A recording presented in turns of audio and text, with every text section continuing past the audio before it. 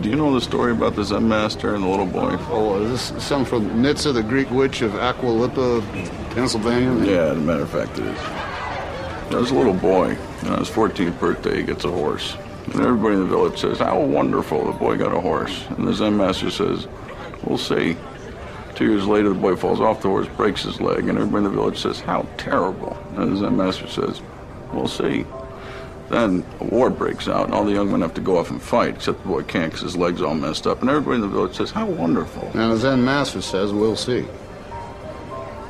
So you get it. No, because I'm stupid. You're not stupid. You're just in Congress. Do you know of the Eightfold Fence? From the time we are small, it is something we are taught to build within ourselves. An impenetrable wall behind which we can retreat whenever we need. You must train yourself to listen without hearing. For instance, you can listen to the sound of a blossom falling or the rocks growing. If you really listen, your present circumstance vanishes. Do not be fooled by our politeness, our bows, our maze of rituals. Beneath it all, you could be a great distance away.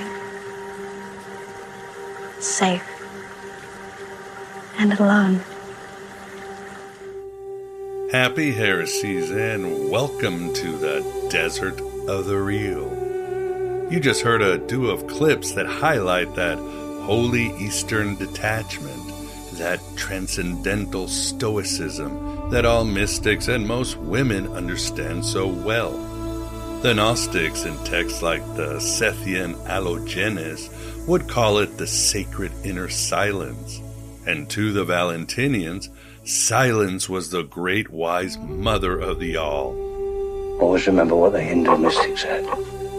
Mind moving fast is crazy. Mind slow is saint. Mind stopped is God. These clips are relevant because in this eternal now, we will be discussing Welsh mysticism, archonic fairies, and fae portals. Miguel, what does this have to do with Eastern traditions? Has your reason gone silent too, you burnout bipolar Gen X? What else are you gonna say? Is your idiot brain getting fucked by stupid? I don't like sand. It's coarse and rough and irritating, and it gets everywhere. Glad you asked, rhetorical woke Redditor. A main theme in the show is the forgotten lore and promise of animism, shamanism, and magic, 3 pillars present in most cultures across the world before Yaldivaldi brought in slave-based civilization, solar religions, linear thinking, and those trains being on time, for better or worse. Can't just go around doing whatever you feel like. You can't. There are rules in life. We need to restore these metaphysical orientations before it's too late and the collective psyche of humanity becomes, well, one woke Redditor. One collective Borg-like lagoon of scientism, materialism, and reductionistic thinking. One John Carpenter's The Thing monster with the drooling heads of Neil deGrasse Tyson, Matt Delahunty, Bill Nye, and Sam Harris. One thrust into genocide and trapped forever in the movie Pleasantville without its color scenes. If you don't take your meat, you can't have any pudding! How can you have any pudding if you don't take your meat? As G.K. Chesterton said, a madman is not someone who has lost his reason, but someone who has lost everything but his reason. And as Blaise Pascal said, the heart has reasons that reason cannot know. Lastly, as William Blake said, tying the rhetorical woke Redditor to the Archons. I have always found that angels have the vanity to speak of themselves as the only wise. This they do with a confident insolence sprouting from systematic reasoning. There was an angel that emerged from the cloud. Fire pouring out of its face, its body covered in blood, and its name was Yaldabaoth. Let's get that animism, shamanism, and magic back. What's more, these three metaphysical orientations tie perfectly into Gnosticism, as I will explain. I mean, Gnosis has been called the knowledge of the heart. My father says that almost the whole world is asleep. Everybody you know, everybody you see, everybody you talk to. He says that only a few people are awake, and they live in a state of constant, total amazement. You have come to the very heart of that sacred silence, that Gnosis, the great mother, where nothing can harm or touch you. For you are truly yourself here. Where are you? This is blasphemy! This is madness! Aeon by Gnostical Radio, an initiation by conversation into the dark corners of myth, magic, and meaning. A crash course in cult, culture, and conspiracy. A virtuous virus invoking and informing history, holiness, and heresy. Each week I, your host Miguel Connor, commandeers your connection to bring you the most accepted and rejected scholars and provocateurs to your attention. Fun, compelling, and deeply weird, this is the blow-your-mind cocktail party conversation you always wanted to listen in on. And you deserve to be here, for you are a shining, crazy diamond that should be seen and can ignite the universe with so much wonder. You are the true sound of silence. 10,000 listeners, maybe more. Satellite's been up there for thousands of years. What the ancient Hebrews were to Egypt and the early Christians were to Rome, we are now to this corrupt new American empire. It's an ancient fight, Nick. The values of the individual against the supremacy of the state. Always an honor to host friend, collaborator, and my publisher of the Voices book, Andrew Phillip Smith. He will discuss his new work, pages from a Welsh Cunning man's book. Great, unique, important, and timeless work that will get you in that animistic, shamanistic, and magical mood. Maybe even open some fae portals. No, we're not gonna fucking do Stonehenge! There is not much else I can say about Andrew, since he has improved Gnostic scholarship and even Western esoterica like few have in the past 15 years, and certainly improved the virtual Alexandria. Are you not entertained? Is this not why you are here? Speaking of Gnostic scholarship, thanks to the work of academics like April DeConnick, it's no secret that Gnosticism is shamanistic at its core. Gnosticism is about ecstatic rituals, mind, body, and soul healing, and traveling the spiritual realms for transcendental truths, healing modalities, and forgotten dreams. It's about handling the primordial snake and negotiating the trickster. Plus, scholars like Margaret Barker and James McGrath, as well as researchers like Tobias Churton, Lynn Picknett, and Clive Prince, have revealed that Gnosticism might be the carrier of the contraband mysteries of Ashera and Anat, the holders of the secrets of Solomon, the keepers of the suppressed animistic traditions of the Hebrews of old. The Gnostics kept this magic and then fused it with the Egyptian mysteries, seasoned it with Zoroastrian and Greek esotericism, and voila, classical Gnosticism came about. However, in the Thomas Gospel, Jesus says, "He who drinks from my mouth will become as I am, and I shall be he." Wow, that's Buddhism. We are all manifestations of Buddha consciousness, only don't know it. So, Gnosticism is in line with other animistic, shamanistic, and magical traditions, like those found in Wales and Japan of old.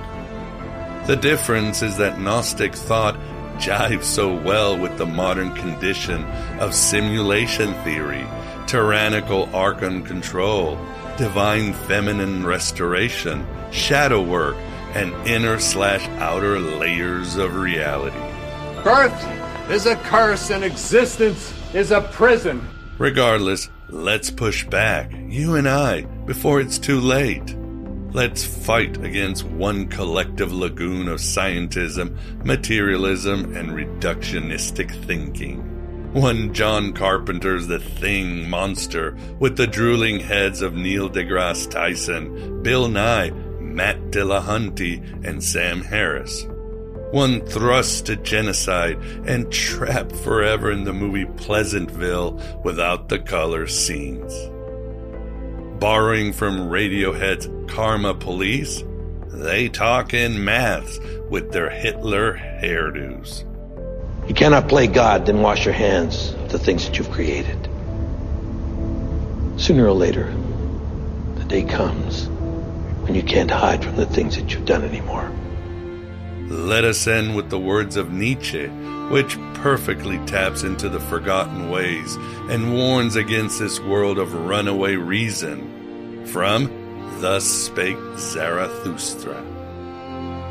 When I came to men, I found them sitting on an old conceit, the conceit that they have long known what is good and evil for man. All talk of virtue seemed an old and weary matter to man, and whoever wanted to sleep well still talked of good and evil before going to sleep.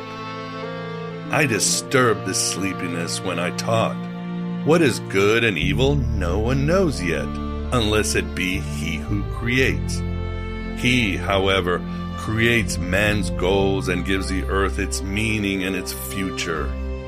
That anything at all is good and evil, that is his creation. And I bade them overthrow their old academic chairs and whatever that old conceit had sat. I bade them laugh at their great masters of virtue and saints and poets and world redeemers. I bade them laugh at their gloomy sages and at whoever had at any time sat on the tree of life like a black scarecrow. I sat down by their great tomb road among cadavers and vultures, and I laughed at all their past and its rotting, decaying glory. My wise longing cried and laughed thus out of me, born in the mountains, verily a wild wisdom, my great broad-winged longing, and often it swept me away and up and afar, in the middle of my laughter, and I flew quivering, an arrow through sun-drunken delight, away to distant futures which no dream had yet seen. Led us to our interview with Andrew Phillip Smith.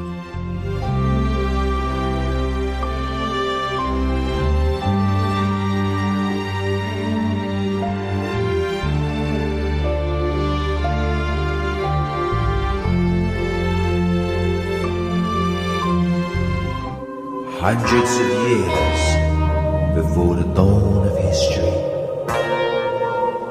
lived a strange race of people, the Druids.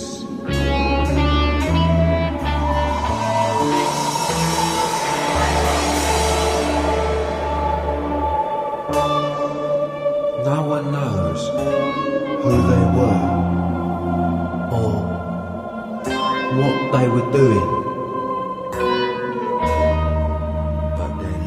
Remains hewn into the living rock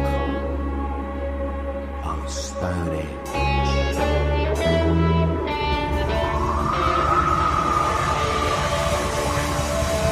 This is the Aeon Byte interview, and with us, it is always a pleasure to be joined by Andrew Phillip Smith, this time to discuss his newest book, Pages from a Welsh Cunning Man's Book. Andrew, thank you for coming back again. One of these days you will be the champion of Aeon Byte appearances. Yes, great to be back, Miguel. So have I slipped down in the ranking recently? I don't know. That's a good question. It's hard to keep track of these things. We'll have to ask the AI once it takes over the world. Well, yeah. That'll be one of my last requests before they pulverize us. But yeah, you'll be interviewing just AI bots probably in a few years' time. But actually, you won't. It'll be AI bots interviewing AI bots by that point. And with us too, somebody who is not an AI bot, and that is the Moondog Vance. Vance, how are you doing? Hello, this is Vance's Moondog's AI bot. I'm sorry. Oh, he was no, away. they got him. I'm sorry. We have assimilated him. Thought that would be funny. And great to see Andrew here again. I always think of him as one of the closest friends to Aeon Byte, having been the publisher of your books and so forth. And I'm really looking forward to hearing about Welsh spirituality and love Welsh myths and so forth. And I got a couple interesting questions up my sleeve too. Yeah, I have Andrew's books all on my bookshelf. I was wondering why that photo of you, Vance, had 3 arms in it. And 50 fingers, right? Something's off. Well, awesome, Andrew. Well, I guess we should start. Tell us about the book you published, this non-Gnostic book. Yeah, well, I'd kind of run out of steam a bit with the Gnosticism, having, written a few books about it. And I still do have a couple of subjects I'd like to go back to that I will get round to eventually. Yes, so I'm from Wales, and I didn't really live in Wales, or hardly, for 30 years. I didn't leave Wales till I was 21. And then I was like 10 years around London, 10 years in Northern California, and 10 years in Dublin. And then we moved back 6 years ago.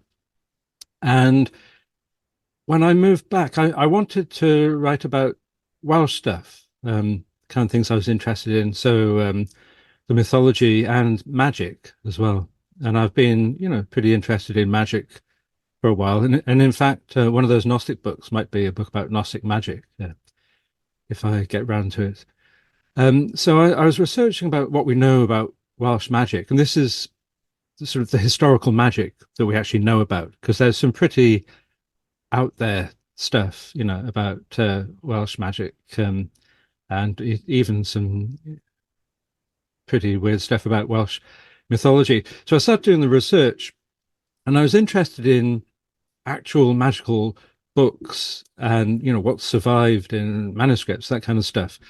And there was an interesting book written in the 1970s, written in the Welsh language, called Byd Dyn Hysbys, which means the world of the cunning man. And and it's quite rare and hard to get hold of, and it's never been translated into English. So I was, looking through that, looking for sources, and the author, who's a lady by the name of Kate Bossa Griffiths, she included what she called Llyfr Cyfrin y Dyn Hysbys or Shir Ddynbych, the secret book of the cunning man of Denbighshire. Denbighshire is a county in the northeast of Wales, and I'm down in the southeast here. And so she was discussing various aspects of kind of folk magic, basically, in Wales. And she would occasionally quote from this notebook that she'd had access to. And she didn't quote from it very systematically. It was just, if she was writing about fairy magic, she'd include these bits from the notebook. And if she was writing about geomancy, which was a kind of divination practice, she'd include some bits about geomancy from the notebook as well. And she would include the pages that she found in the notebook. So I went through the entire book and I extracted all of the references from the notebook, and I put them in order to see what I could find out about it. And I thought, oh, this is pretty interesting, probably worth publishing. And in the meantime, I'd found a 19th century printed book, which was quite substantial, and I started translating that into English. And so I was working on that, and then I thought, oh well, actually the Llyfr Cyfan, this secret book, that could be like an appendix to the book about what I'm calling a Welsh book of knowledge. So I thought, okay, let's work on the appendix first, and then it just really expanded. It became fascinating. First of all, trying to work out where this material was coming from, and then also there's a little journal entry. Which was actually written in English, not somewhat imperfect English. But the author, the Cunning man, he describes how he met up with a farmer in Wrexham, and the farmer's cattle weren't doing very well. They weren't giving much milk, and when they did give the milk, it wasn't churning properly into butter. And this farmer had already called upon the services of another cunning man, who he called Sean Roses. And he'd used him a couple of times and paid him, but to no success. And then Sean Roses said, oh, he couldn't help him for a while because the moon phases need to be right, as good an excuse as I've heard from anybody. I use it all the time for when I'm late, Yes, the moon phases. So he said, okay, so he went and did his business at the farmer's farm, and afterwards the cows were giving great milk, and the butter was finer than it had ever been. So it's an intriguing little glimpse into the life of one of these cunning men, and I was doing loads of research, and we're quite well served in Wales by the National Library. So they have a really good website, and they've digitized all these journals from the 19th century. Wow. And so there was quite a thriving publishing industry in Wales in the 19th century, a lot of it in the Welsh language. And so I was able to search through these, and you can, get all sorts of background, and there was a kind of antiquarian interest going on as well, because Wales was a very Protestant country, and a lot of these magical practices were sort of associated with Catholicism. So just a little bit of background, all these Protestant churches, they're what we call chapel in Wales rather than church, but there were just dozens and dozens, if not hundreds of them, and every village had its own, like 3 chapels. It was a real sort of religious mania going on, and they could often be very disapproving of the existing Welsh culture, the kind of songs and the even dancing to the harp. What could be a more innocent activity than that? But, that became forbidden, Oh, wow. But later in the century, so it went into decline, all these magical practices, although it did persist, well into the middle of the 20th century. But later in the 19th century, people actually started to get interested in their native traditions and their local traditions, and partly, we had the Protestantism, but also with secularism. So they started to see them, not necessarily as a threat as they had previously, but okay, we don't really do it anymore. I mean, there's some of the older folk do and some of the country folk do, but it's actually interesting. So in these sort of folklore journals and all sorts of periodicals, people would start writing their accounts of what was their memories and everything. And another interesting source is court records. So some of the people who practiced this stuff were fraudsters, and and maybe I ought to go into the what a cunning man is. Yeah. That was actually my next question. But first, interesting about the chapels, because I know the one chapel that no Protestant or Catholic would dare touch, and that's the St. Elvis Chapel, right? You sent me the information, and it was fascinating. So Yeah, yeah, with your Elvis Presley book and everything. Yeah, yeah. So Yeah, we talked. there's a chapel to Saint Elvis. I think there's a Saint Elvis's Bay as well.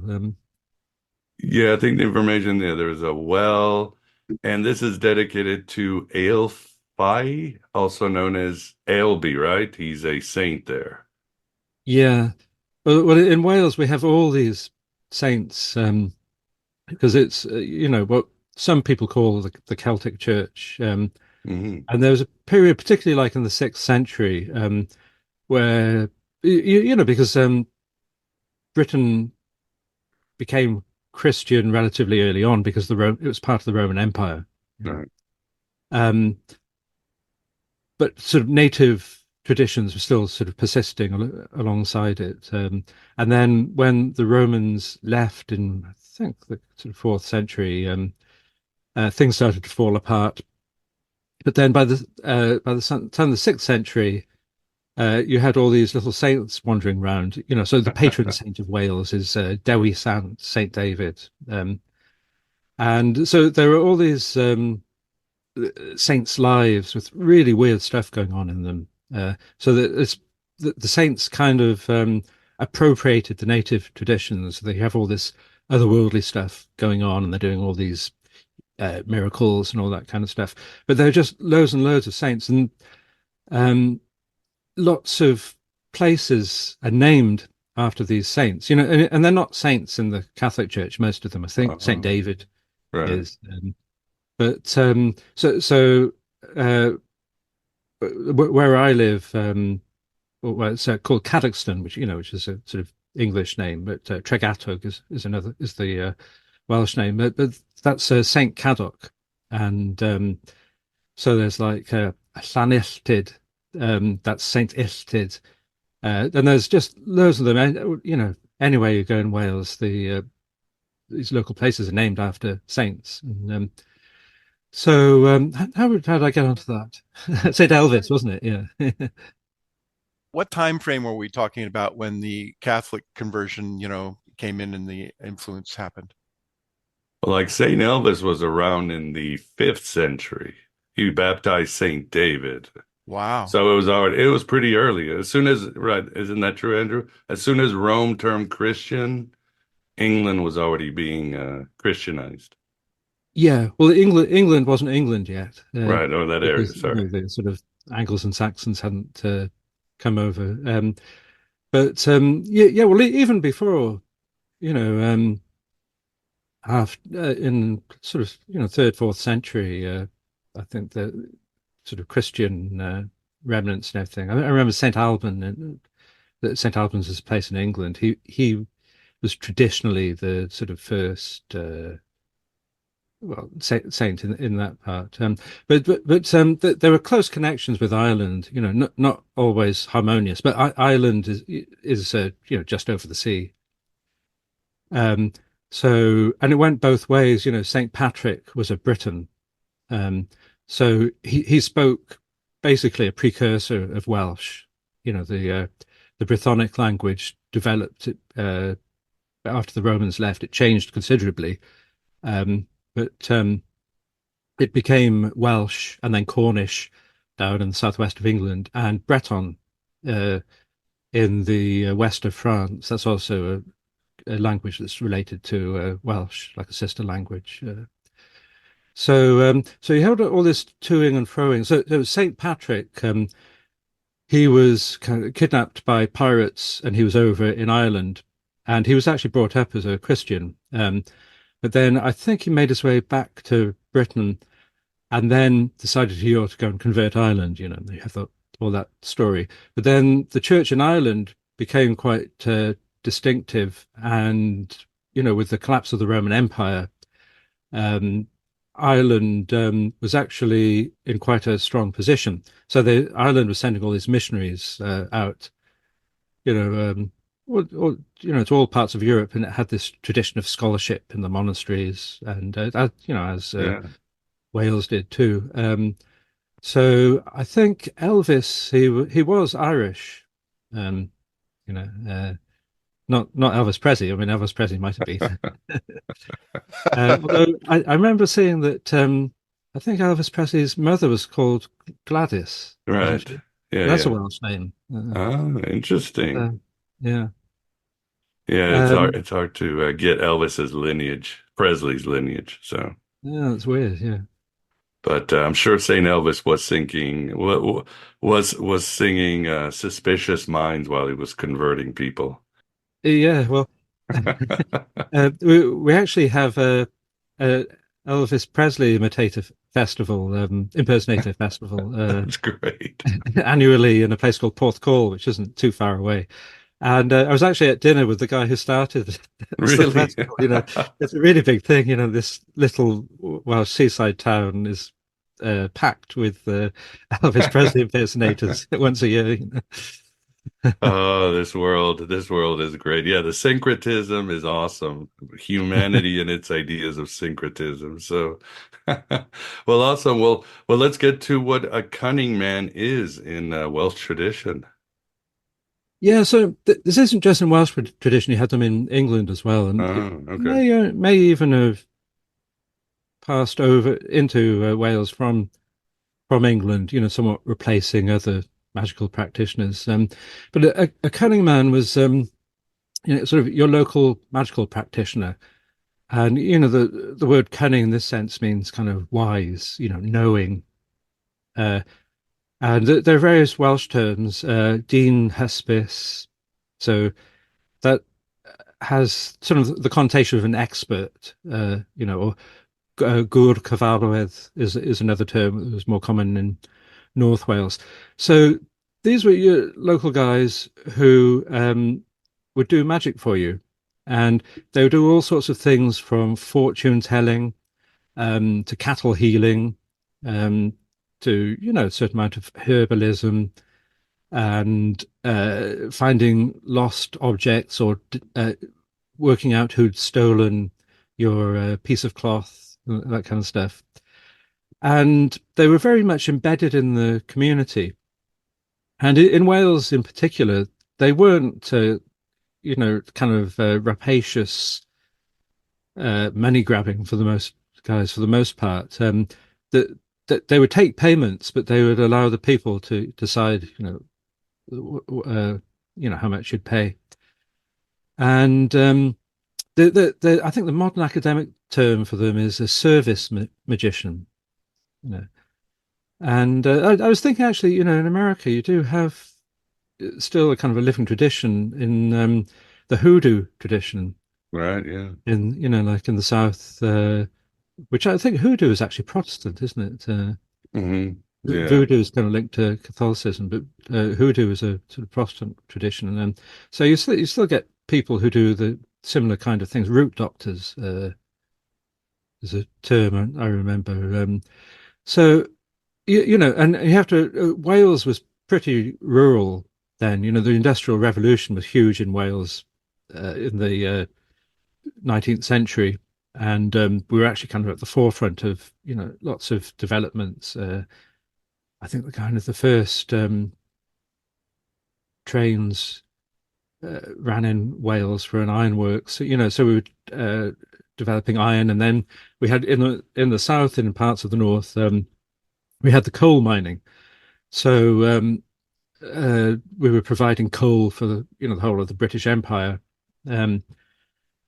My grandfather was briefly a coal miner, and many generations before that were coal miners. But Wales was pretty rural and kind of backwards in comparison to England, which was a sort of powerhouse of modernization and everything. So anyway, so you had the Dean hysbys. And there are loads of surviving traditions about them in Wales. I think much more proportionally than in England, often in folklore. So all these tales where basically something goes wrong and the Dean hysbys has to be called in to help people out. And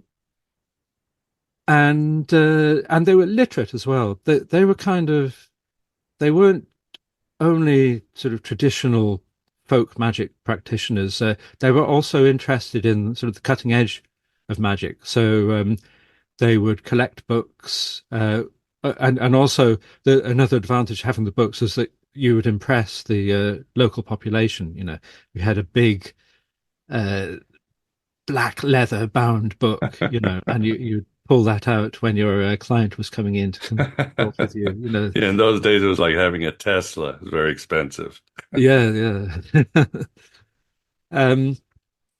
So yeah, so that was the Cunning Man, and we have lots of traditions and a certain amount of texts connected with them.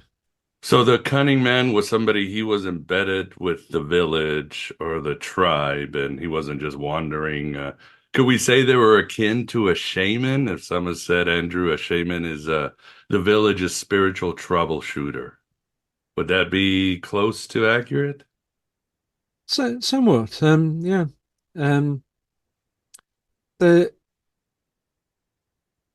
I mean the yeah, I think it's kind of quite fair. It's not as you know, I don't think they had the kind of initiations that you get in shamanism. Um, but yeah, something along those lines. You would go to the Cunning Man um, when something was going wrong in uh, connection with the sort of spirit world, and that's quite interesting because remember we're very much in a Christian society, so there's only a certain space for spirits in Christianity, so they could be demons, and you don't see that so much in Wales, of course, but you do see, in the sort of the magical grimoires. They have lots of stuff about summoning and controlling demons. But in Wales, it's particularly fairies that they would work with. And in this notebook, there's a spell about summoning fairies, these seven sisters who were kind of pan-European fairies. But the fairies in Wales are called the Tylwyth Teg, like the fair, well, tribe. It would be a literal translation. And Wales actually has some of the sort of earliest surviving fairy-like tales, going back to about the 12th century. So and so fairies. If you now if you think of a fairy, you think of Tinkerbell. It's a pretty girl. She's got a pair of wings on her back. And all that kind of stuff. But these were more, they're often seen as kind of pygmies, as small people. They would live in an otherworldly realm, which people would sometimes be able to visit, and they would sort of appear out of nowhere, and they were kind of dangerous to interact with. So you wanted to sort of propitiate them, to be nice to them. And there's several folk tales. It might be harvest. Everybody's bringing in the harvest, and then one guy sees the fairies dancing in a circle, and they sort of grab him, and he's dancing in the circle with them, and then he disappears. And so, and there's usually like a companion with him who sees this, and then, okay, he's gone. So they go to the Dean Hysbys, the cunning man, and he gives them instructions. He says, okay, you've got to be there in a year and a day. Go back to the same spot in a year and a day, and you'll see your friend dancing with the fairies again. And so when you do that, grab him, pull him out of the circle, and you'll get him back. It's like a portal. Yeah. Well, some of the portals were like lakes, caves, that kind of thing. Those were entrances to the other world. And I think, particularly in Wales, the fairy traditions were very linked with older traditions about, an other world, which, it's not heaven. It's very much linked with this world, but it sort of operates in parallel with this world. And there's often a society going on that's somewhat similar to our society, but has these strange differences. The people might seem to be, almost immortal, or they might be under strange sort of conditions that mortals have to help them with. There's a set of Welsh myths from the medieval period known as the Mabinogion, and the sort of the most notable stories in there called the Four Branches of the Mabinogi, and in each of those there are these strange otherworldly stuff going on. And in the first one, there's a prince called Pwyll who's out hunting, and he sees a white dog with, sorry, a white deer with red ears that's been attacked by somebody's hounds. He drives the hounds off, and he takes the deer for himself, which is a big insult, to whoever's hounds they were. And then he sees the king who had the hounds, and he says, you've done me a grave insult. And this guy's called Arawn, and he says, so Pwyll says, okay, I'll make it up to you. And he says, okay, so what you have to do, I'll make you look like me. You need to spend a year in Annwn, the other world. And he says, and there's a king there that I'm at war with. So after you've been there for a year, you need to battle the king. And when you give him strike the blow that's going to kill him, he's going to beg you to give him another blow, and you mustn't give him that second blow, no matter how much he begs you to finish him off, because the implication is that he'll come back to life if he has that second blow.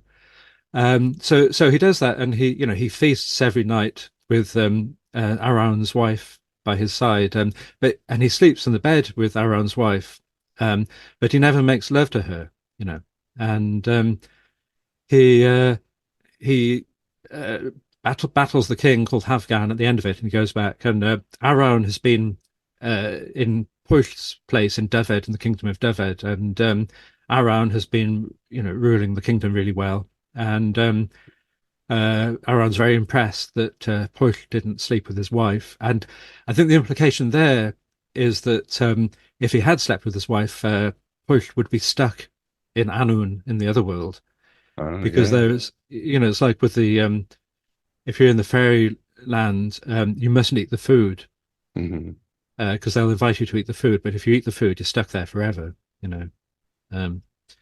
So anyway, so there are all these cordial relations between Pwyll and Annwn from then on, and then Pwyll actually gets a bride who comes from the other world called Rhiannon, very famous name from the Fleetwood Mac song. Oh, yeah. So that's where the name comes from. Didn't know that. Mabinogion, yeah.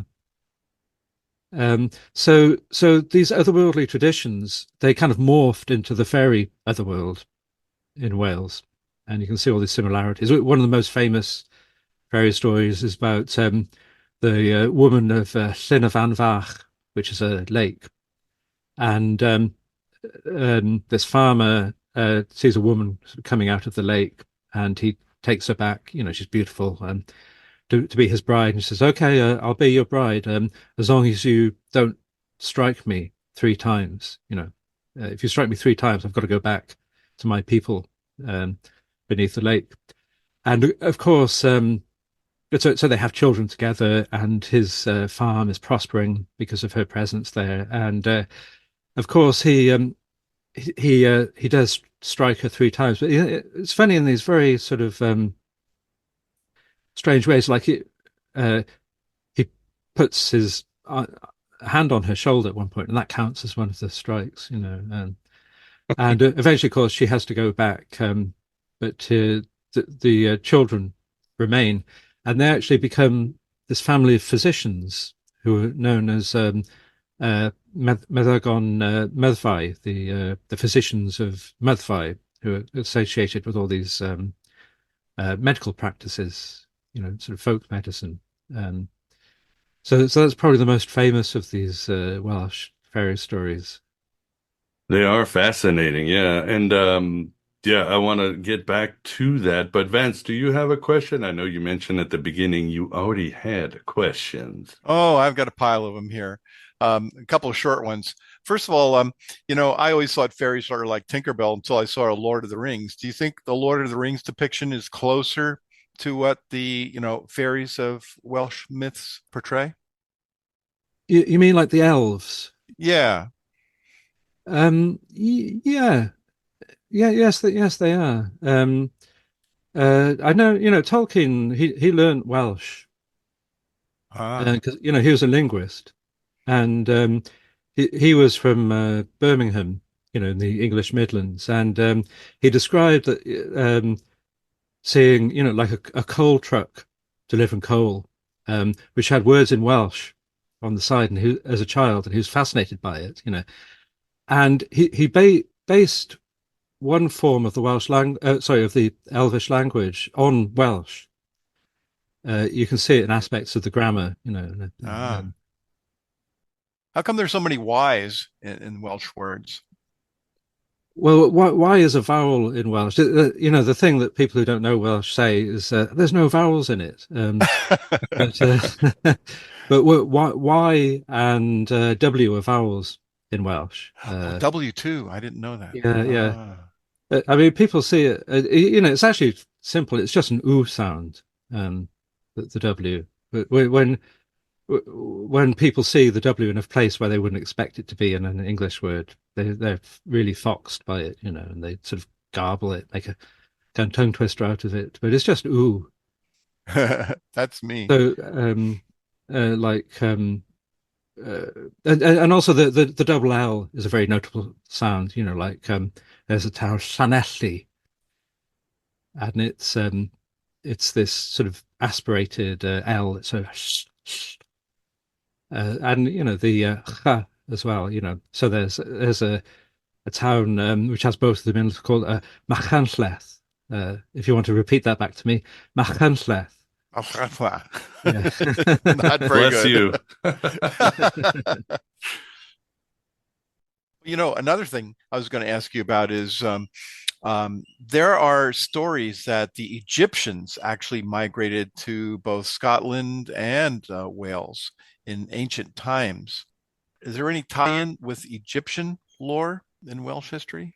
Well, I actually have a book that argues that the Britons were linked to the Egyptians. I haven't read it yet. I have to say it sounds a bit dodgy for me, but to me, but I know, because I know some Coptic, which was the final form of the Egyptian language, and the Welsh and Coptic actually do share this odd grammatical feature that they have what's called conjugated prepositions. Then the forms of them aren't the same, but grammatically it's a similar kind of thing. So what that means is if you say in English you just say on me, on it, on him, on us, that kind of thing. But in Welsh and in a certain way in Coptic, you actually change the endings for each form that it goes through. So there's a kind of odd connection. And there are, Western European monasticism is thought to have used Egyptian monasticism as a model. So you do get these kind of odd connections. And I remember in Ireland, there was this Psalter, Book of Psalms from, I think, the 8th century that was found in a peat bog a few years ago. And it's on display at the National Museum in Dublin. And that actually, the covers of the book look very similar to the covers of the Nag Hammadi library. Oh. And there was Egyptian papyrus used in the packing of the cover of the binding. So how that got there, who knows? Wow. Is Welsh considered separate from the family of Indo-European languages, like Etruscan was, like it's kind of a mysterious origin? No, it is Indo-European. It's part of the Celtic branch. Ah, okay. So, so the immediate sister languages are Cornish, which kind of died out.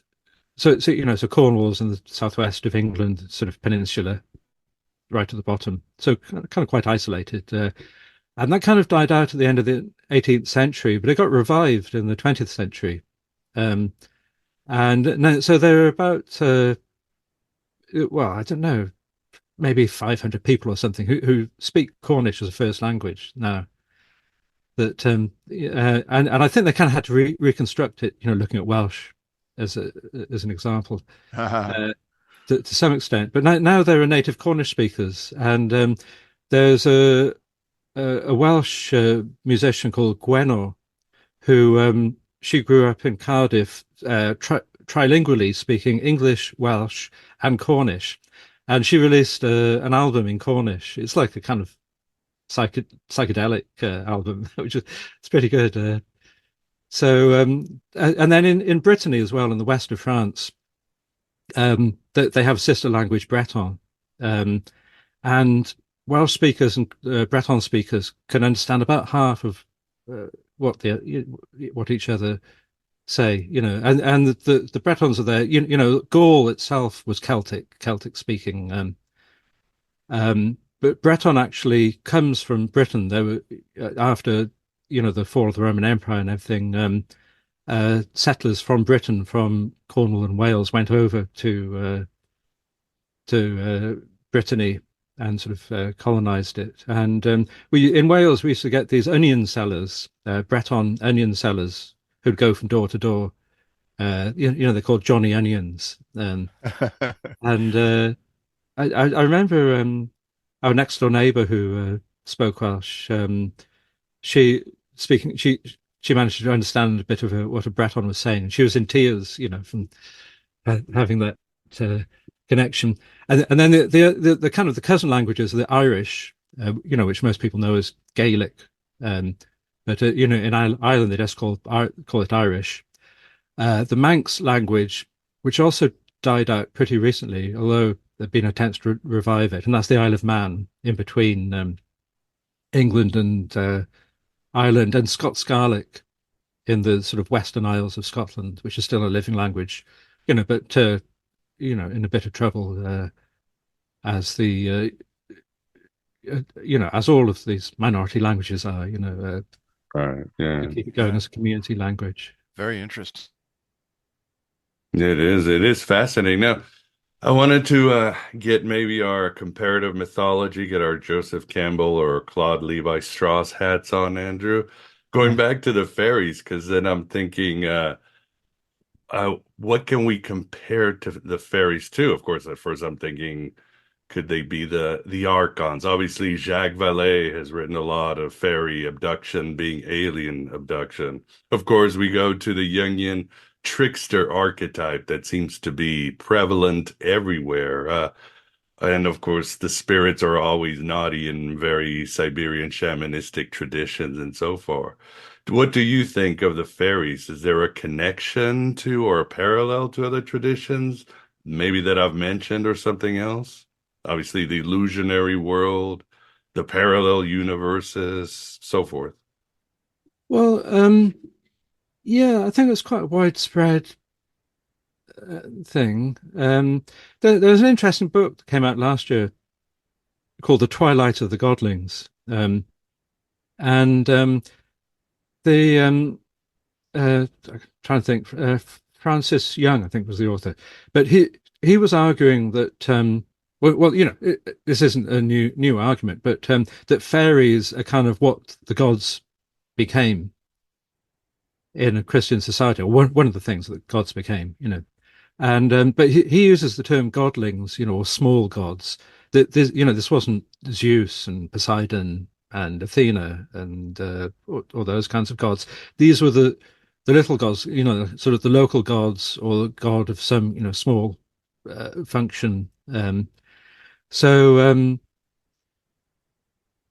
I think there's definitely a link there, and I think it's partly because Christianity squeezes out all the other gods, but we do need people need more than just the big god who's divorced from what's going on in the world. So I think they fulfill that kind of function. For fairies, as I was saying, they're kind of tricksters. You don't necessarily want them in your life, but there are these traditions of fairy magic, and magicians could use them, like for treasure hunting. Was one, or there was this practice to summon a fairy woman to have sex with, which is a pretty disreputable. Yes, no consent. Yeah. But there are all sorts of kind of similar traditions around Europe, and I'm sure in other places. Yeah, I mean, even Andrew, doing the research on the Elvis book, of course, I got into blues, the source of blues, and it's interesting how in blues and in Southern Black folklore, Satan takes on the aspects of the trickster or the fairy. Same thing. He wants to make a deal. Sometimes he'll help you. Sometimes he just wants to steal something from you. So you better be careful. It's a different type of devil. And in Europe, Satan kind of takes this sort of fairy aspect that, steals your cattle and gives you a bad deal. You won't go to hell, but it will ruin your life. That kind of stuff. Cattle mutilations, Miguel. Yeah, there's an alien thing again. Yeah. Well, yeah, going back to that kind of stuff, there's Patrick Harper. You might have seen, I interviewed him for the Gnostic, but he wrote a really good book in the 90s called Daimonic Reality, where he begins it by quoting this account of meeting somebody who he has this sort of shiny hat on. He has shiny metal clothes, and it's you think, oh, this is an alien kind of abduction kind of encounter, and then he shows it was actually a sort of 16th century account of meeting a fairy, and I think Jacques Vallée did a similar thing, right, yeah. arguing that these are these sort of otherworldly encounters, including Bigfoot and that kind of stuff, that these are the modern equivalent of fairy encounters, but with our sort of secular civilization now, we don't, if you say you saw Bigfoot, people might think, what was he smoking? But you might think, yeah, or Elvis. It can be taken seriously. Elvis. Yeah, right. But that there is space for, if you had a Bigfoot encounter, there's a certain space for that. Whereas if you say I saw a fairy, then you're pretty out of it. You're even more out of it. Or so if you see Bigfoot or an alien, that kind of fits in to the culture. 20th century, 21st century culture. And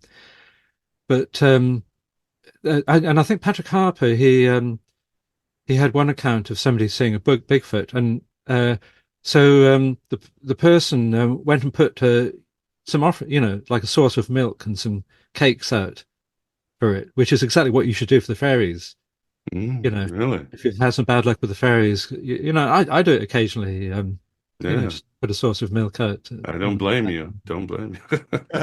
We do that for Santa Claus too, right? Yeah. We used to leave mince pies downstairs for Santa Claus. Oh wow. Yeah, he has a similar position. Well, of course, he was a saint. Saints also they took out part of the slack of for sure. The godlings. Are there any giants in Welsh mythology that correspond to Bigfoot? Not corresponding to Bigfoot, but there are loads and loads of giant stories, usually connected with landscape features, that kind of stuff. I want to go back to the Lord of the Rings thing, Sure. because what was the name of the was it Amazon or Netflix that? Oh God, yeah, the Rings of Power. The Rings of Power. Yeah. That was dreadful. So, but what I did like about it was Galadriel. I thought she was very good. She was very otherworldly, and as it happens, she is a Welsh actress from my hometown. Oh, really? Wow. Yeah. there was a very weird film that she was in before that, Saint Maud, I think it was called, Oh about this film. yeah, that wasn't bad at all. Yeah. Yeah, that was a So, decent but I film. thought she was really good, you know. Yeah, I remember that. Yeah. Um. Anyway, where were we?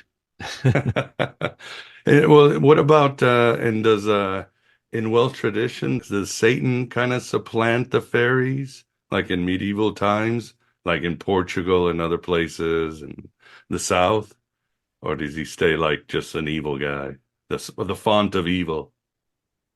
There's not too much about Satan, but you know there are traditions about the devils. There are these. There's a bridge called Devil's Bridge near Aberystwyth, which is beautiful. You know, there's like three different small bridges being built over the centuries, one over the other. You know, it's a real tourist spot, beautiful place. And I think there was some story about the devil and a dog to do with establishing the bridge. So there are various devil stories, but he's the folk devil, right? You know, that you were talking about earlier, and yeah, actually, I think the story you were alluding to, that was Robert Johnson, wasn't it?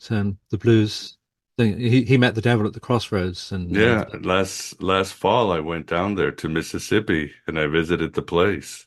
So yeah, that's the most famous story of the devil and the blues. And interesting, he died the same day as Elvis. There's a lot of weird parallels between really? Robert Johnson and Elvis that I'm looking into. So, but this was the South. This was the South, the forgotten South, if you would, the Gothic South. Yeah, I like that, the Gothic South. Yeah. Wonderful. We'll check it out. I enjoyed the book. It's got a lot. We didn't even talk about things like the necromancy spell and the seven sisters. There's just so much wonderful wealth of information there that I enjoyed. And you said you've got another book coming out this year. Yeah, this is part of a kind of a bigger project. Like I said, this book was meant to just be an appendix. So you can look out for a Welsh Book of Knowledge.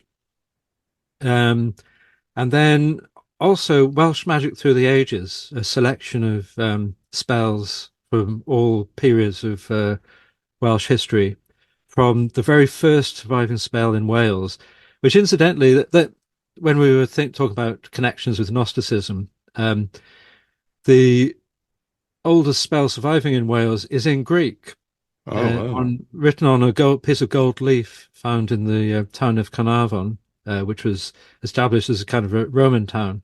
And that's in the same kind of tradition as the Greek magical papyri, which have links to, the sort of contemporaneous Gnostic stuff. So Welsh Magic Through the Ages. And then I have this long-term project about a dictionary of Welsh mythology, and also these sort of Welsh myths and legends.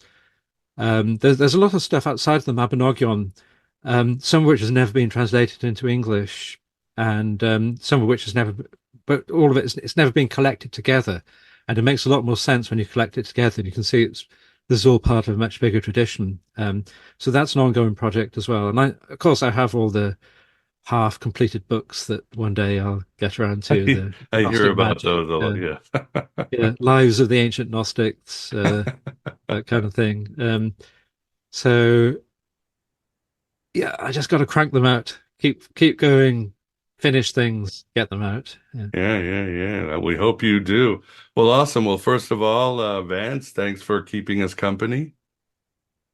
Oh, it's been fascinating. I love these myths and so forth of the earlier times. And Andrew, it's been a pleasure and an honor. Agreed. Yes, great to see you again, Vance. Yes, Andrew.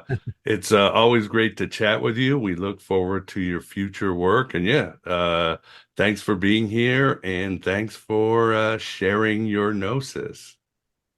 Diolch yn fawr iawn, as we say in Wales. What does that mean? Goodbye. Thanks very much. Okay. Awesome. Well, thank you very much. Appreciate it.